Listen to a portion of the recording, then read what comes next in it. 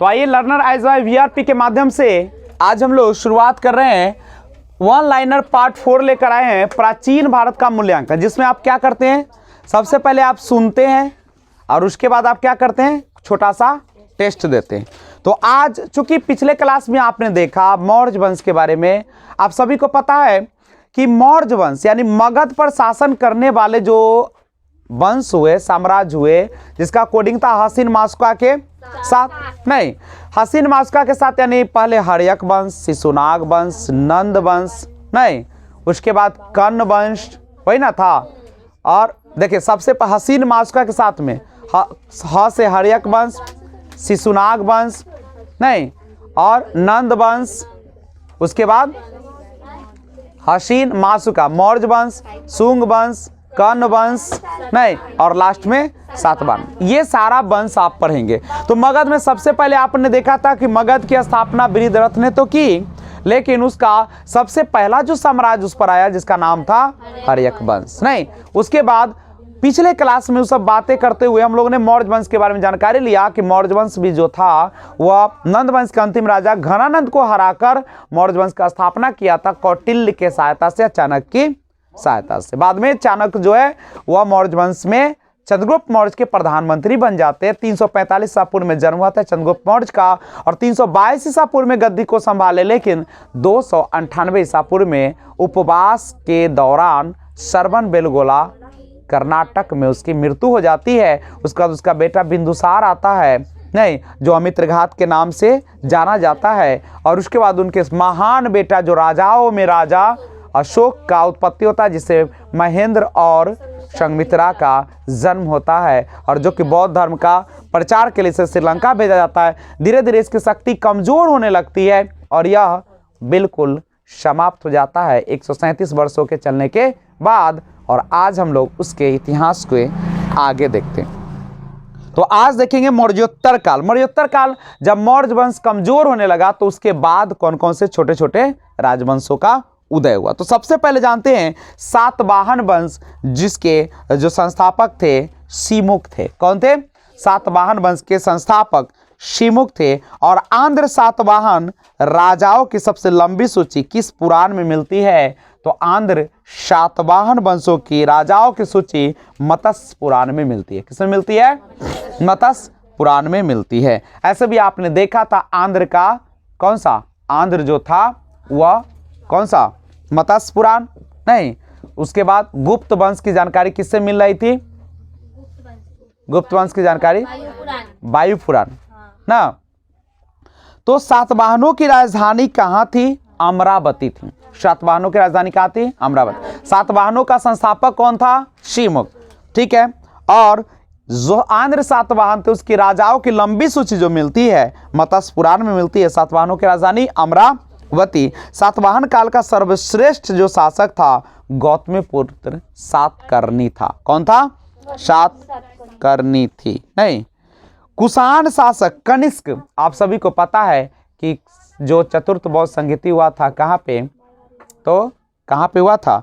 कुंडलवन, जम्मू कश्मीर में, जो किसके शासनकाल में हुआ था? कनिष्क के शासनकाल में हुआ था। जब कुषाण शासक कनिष्क जो थे राज्याभिषेक करा लिए थे। कब कराए थे? राज्याभिषेक कब हुआ था उनका? 78 ईस्वी में। और उसी समय से एक संवत स्टार्ट हुआ जिसका नाम था शक संवत। शक संवत के स्टार्ट 78 ईस्वी में, विक्रम संवत की शुरुआत 58 ईसा पूर्व में, हिजरी संवत 622 ईस्वी में, और इलाही अकबर के द्वारा जो चलाया गया था वह 1582 में चलाया गया था, 1582 ईस्वी। और अकबर के जो इलाही संवत था उसको मानने वाला, इलाही धर्म को मानने वाला मात्र एक और अंतिम हिंदू थे, बीरबल। उत्तर तथा उत्तरी पश्चिमी भारत में सर्वाधिक संख्या में तांबे के सिक्कों को किसी ने जारी किया? तो तांबा का सिक्का उत्तर भारत में सबसे ज्यादा जो जारी करने का श्रेय जाता है कुषाणों को जाता है। किसको जाता है? और गुप्त काल में सबसे ज्यादा सोने का सिक्का जारी किया। और सांस्कृतिक उपलब्धियों के कारण गुप्त काल को क्या कहा जाता है?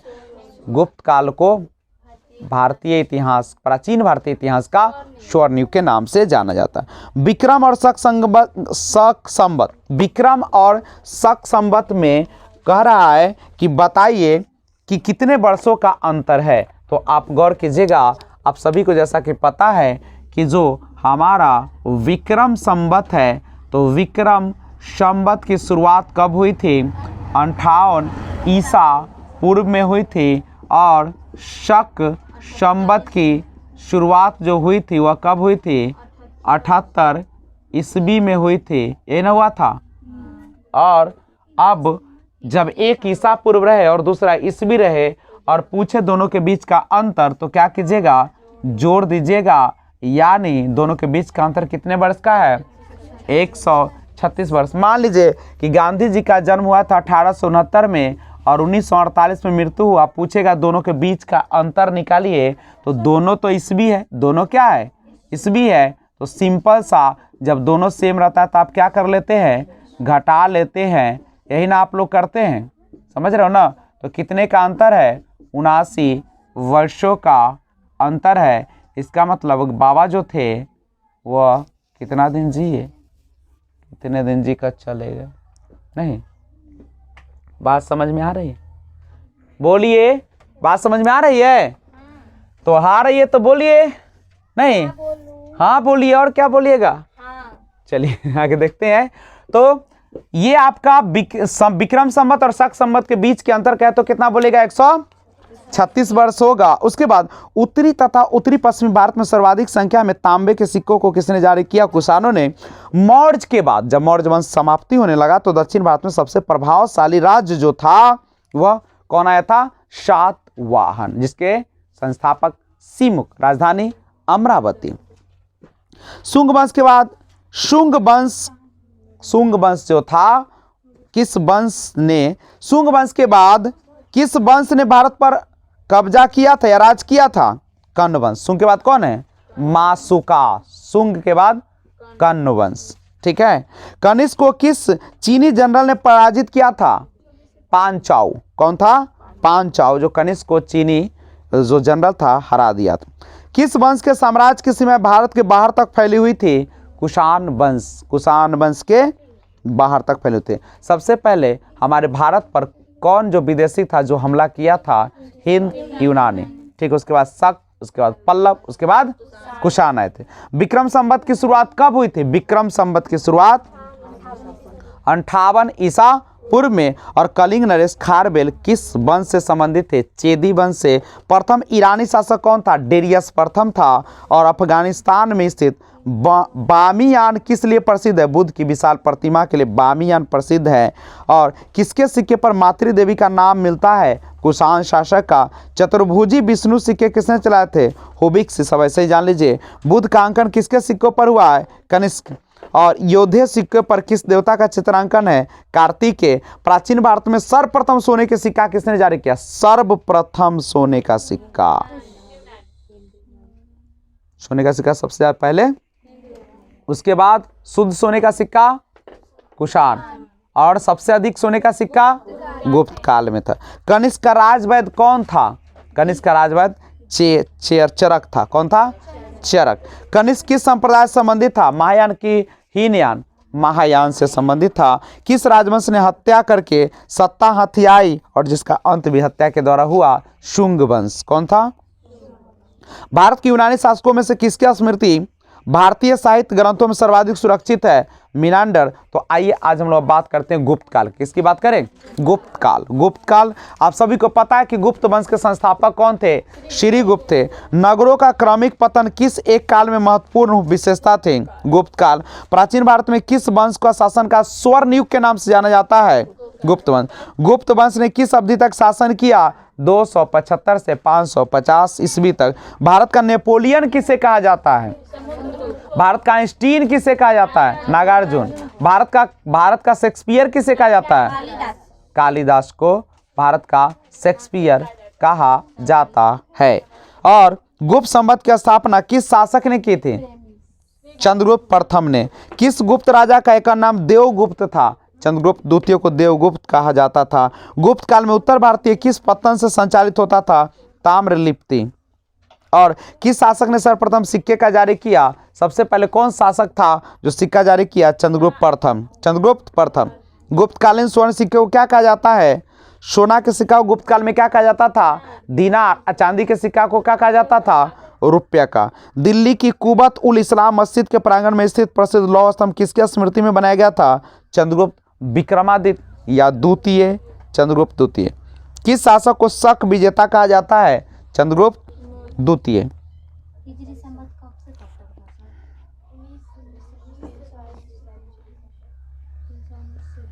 319 से 320 है गुप्त काल। हिजरी संवत या इलाही इस्लाम जो है मुस्लिम संवत 622 ईस्वी 600, ठीक है। इलाही हिजरी संवत बोल रहे, इलाही संवत 1581 या 82 कहीं देता है। हिजरी 622। गुप्त काल में अपनी आयुर्विज्ञान विषयक रचना के लिए कौन प्रसिद्ध था? सुश्रुत। चंद्रगुप्त के 9 रत्न में कौन से फलित ज्योतिष से संबंधित था? छपनक। शक एवं गुप्त संवतों के मध्य कितना अंतर है? 242 वर्ष। गुप्तकालीन रजत यानी चांदी मुद्राओं को क्या नाम दिया गया था? चांदी के सिक्का गुप्त काल में क्या कहा जाता था? रुपया का कहा जाता था। कुमारगुप्त कालीन मंदसौर अभिलेख में किस श्रेणी का उल्लेख मिलता है? तंतुवाय। तंतुवाय, ये ठीक है। तनका देर पढ़ा देंगे ना लगातार, एक दिन खींच लीजिएगा सभी लोग। तो आइए, गुप्त काल की कृषि व्यवस्था का महत्वपूर्ण लक्षण क्या था? सामंतवाद का प्रारंभ। किस शासक ने 4 अश्वमेध यज्ञ कराए थे? अश्वमेध 4 को करवाया था। प्रवरसेन प्रथम। कायस्थ शब्द का उल्लेख किस ग्रंथ में मिलता है? मुद्रा राक्षस। ईंटों से निर्मित गुप्तकालीन मंदिर कहाँ है? बिठूर, कानपुर में है। गुप्त काल में पैटर्न की प्रसिद्धि का क्या कारण था? व्यापारिक मंडी। गुप्त काल में किस बंदरगाह से दक्षिण पूर्वी एशियाई राष्ट्रों को जहाज रवाना होते थे? ताम्रलिप्ति। किस चीन यात्री को गुप्त काल में भारत की दशा का वर्णन किया है? भारत की दशा का वर्णन कौन किया है? चीन यात्री फाहियान। भारतीय हिंदू देवताओं को समर्पित सबसे प्राचीन मंदिर किसके काल की है? गुप्त काल। और सती प्रथा का उल्लेख कौन अभिलेख से मिलता है? एरन अभिलेख से मिलता है। गुप्त काल में चीन से भारत में किस वस्तु का आयात किया गया था? रेशमी कपड़ा, ठीक है। और कश्मीर में श्रीनगर की स्थापना करने वाला अशोक था। गणराज्यों के अंत के लिए कौन उत्तरदायी है? समुद्रगुप्त। गणराज्यों के अंत के लिए कौन जिम्मेदार है या उत्तरदायी है? समुद्रगुप्त। गुप्त काल का प्रसिद्ध खगोल शास्त्री था कौन? गुप्त काल का आर्यभट्ट। गुप्तकालीन चित्रकला का उत्कृष्टतम रूप मिलता है अजंता से। विशाख दत्त ने कौन सा लिखा है नाटक? विशाख दत्त ने नाटक लिखा देवी चंद्रगुप्तम, मुद्रा राक्षस। किसके स्वर्ण सिक्के में ही हीन या मिलावट धातु का प्रतिशत सर्वाधिक है? स्कंद। गुप्त काल में लिखित संस्कृत नाटकों में स्त्रियों और शूद्रों के संवाद किस भाषा में? प्राकृत। गुप्त वंश का अंतिम शासक कौन था? गुप्त वंश का अंतिम शासक विष्णु गुप्त था। विष्णु गुप्त था। तो इस प्रकार से आपका क्या खत्म हुआ? गुप्त काल। थोड़ा सा और जान लीजिए, गुप्तोत्तर काल गुर्जर प्रतिहार वंश की स्थापना किस शासक ने किया था? नागभट्ट प्रथम ने। नागभट्ट प्रथम, याद रखिए। गुर्जर प्रतिहार वंश नागभट्ट प्रथम। राष्ट्रकूट साम्राज्य की स्थापना किसने किया था? दंती दुर्ग। गुप्तोत्तर काल में भारत में मुख्यतः किसका आयात किया जाता था? घोड़ा का। मौखरी शासकों की राजधानी कहाँ थी? कन्नौज। बाल विवाह की प्रथा किसके शासनकाल में आरंभ हुई थी? कुषाण काल। प्राचीन भारत में सिंचाई कर को क्या कहा जाता था? विदक भागम। 3री शताब्दी में वारंगल किसके लिए प्रसिद्ध था? लौह के यंत्रों के लिए। पुराणों की संख्या चंद्रवंशीय शासकों का मूल स्थान किसे माना जाता है? प्रतिष्ठानपुर। हर्षचरित नामक पुस्तक रचयिता कौन है? हर्षचरित के बाणभट्ट। हर्ष का शासनकाल कब से कब तक है? 606 से 641। सम्राट हर्ष ने अपनी राजधानी थानेश्वर से कहाँ स्थानांतरित की थी? तो कन्नौज। कवि बाणभट्ट कहाँ के निवासी है? औरंगाबाद के। मौर्यों द्वारा जो सुदर्शन झील है, सुदर्शन झील की स्थापना कौन किया है? मौर्य ने किया है। मौर्यों द्वारा निर्मित सुदर्शन झील का जीर्णोद्धार रुद्रदावन प्रथम ने करवाया था। तो अभी आप लोग रूबरू हो रहे थे किससे? गुप्त काल से। चलिए क्वेश्चन कुछ लिखा जाए, क्वेश्चन कुछ लिखा जाए।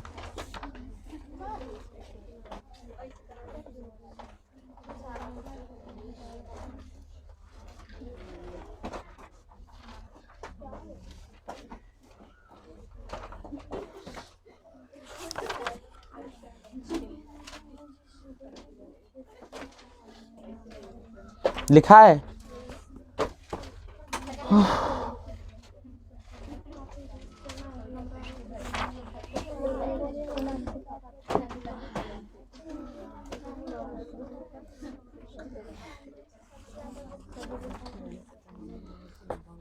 लिखिए, क्वेश्चन लिखिए।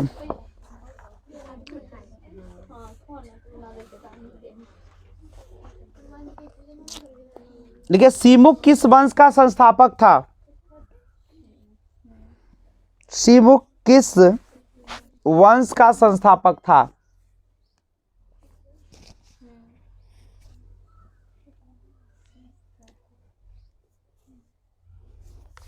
सीमुक किस वंश का संस्थापक था?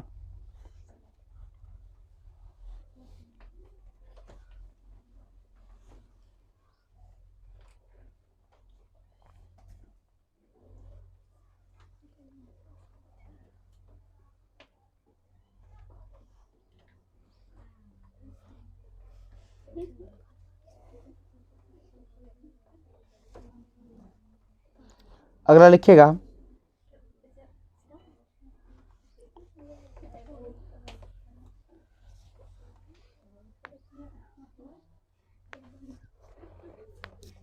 कनिष्क का राजवैद्य कौन था? कनिष्क का राजवैद्य कौन था?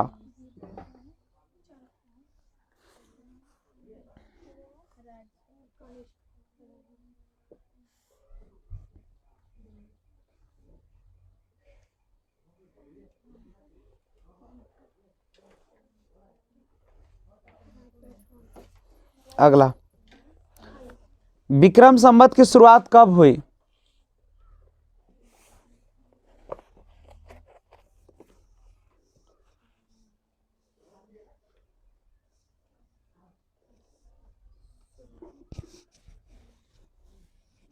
गुप्त संवत की स्थापना किस शासक ने की थी?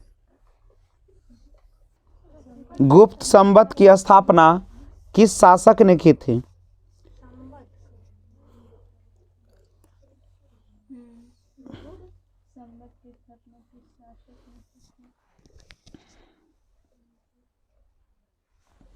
गुप्तकालीन स्वर्ण मुद्रा को क्या कहते हैं?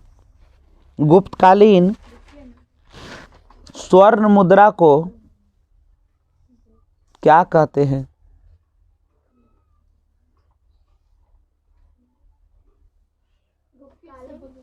गुप्तकालीन स्वर्ण मुद्रा को क्या कहते हैं?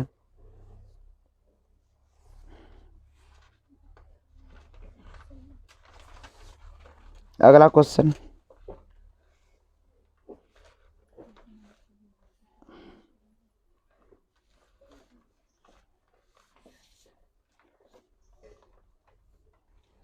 भारत का नेपोलियन किसे कहा जाता है? भारत का नेपोलियन किसे कहा जाता है?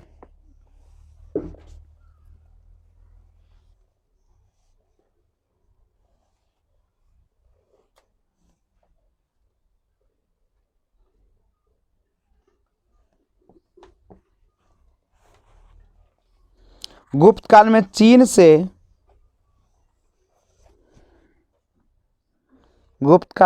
से भारत में किस धातु का आयात किया जाता था? गुप्त काल में चीन से भारत में किस धातु का किस वस्तु का आयात किया जाता था? रेशमी, ऊनी, किस वस्तु का प्रयोग किया जाता था? किस वस्तु का आयात किया जाता था? अगला क्वेश्चन, गुप्त वंश का अंतिम शासक कौन था?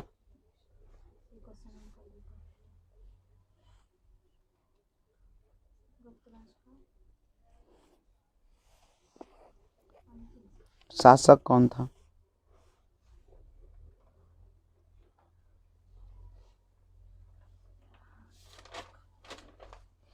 बाल विवाह की प्रथा किसके शासनकाल में प्रारंभ हुई?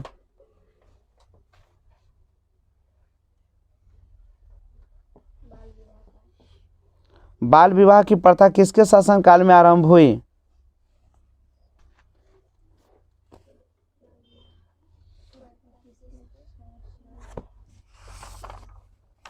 बाल विवाह की प्रथा किसके शासन काल में आरंभ हुई?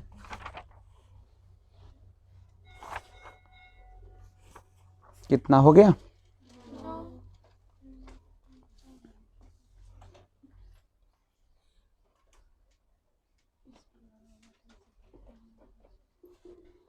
नालंदा विश्वविद्यालय को किसने नष्ट किया था? नालंदा विश्वविद्यालय को किसने नष्ट किया था? नालंदा विश्वविद्यालय को किसने नष्ट किया था?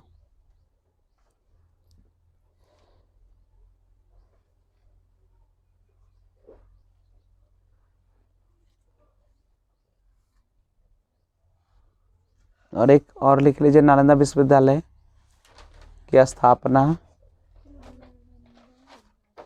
अभी क्या लिखे हैं? नालंदा विश्वविद्यालय को किसने नष्ट किया था? अब लिखे नालंदा विश्वविद्यालय को किसने नालंदा विश्वविद्यालय को किसने स्थापना किया था?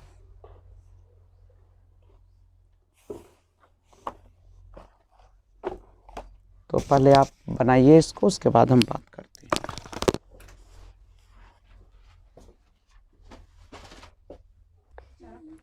तो मिलाया जाए, आशा करते हैं कि आपने बना लिया होगा।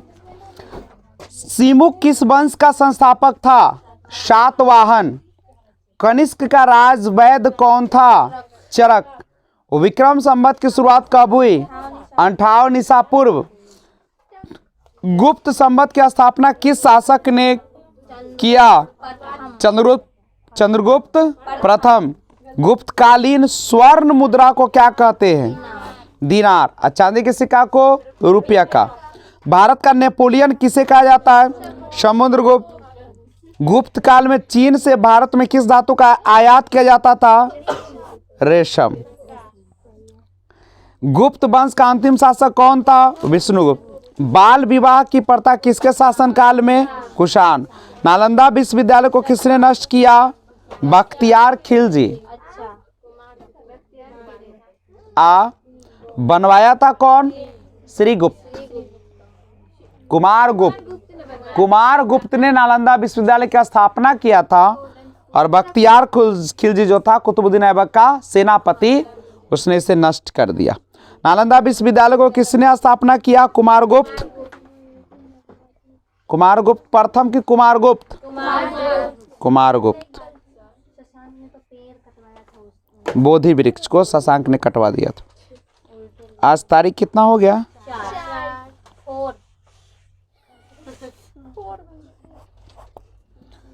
तो कैसा लगा आपका आज का वीडियो? आप कमेंट में कमेंट कीजिएगा, और वीडियो अच्छा लगा तो लाइक, शेयर, कमेंट और सब्सक्राइब जरूर कर दीजिएगा। Thanks for watching, keep watching, B enjoy. जय हिंद, जय भारत।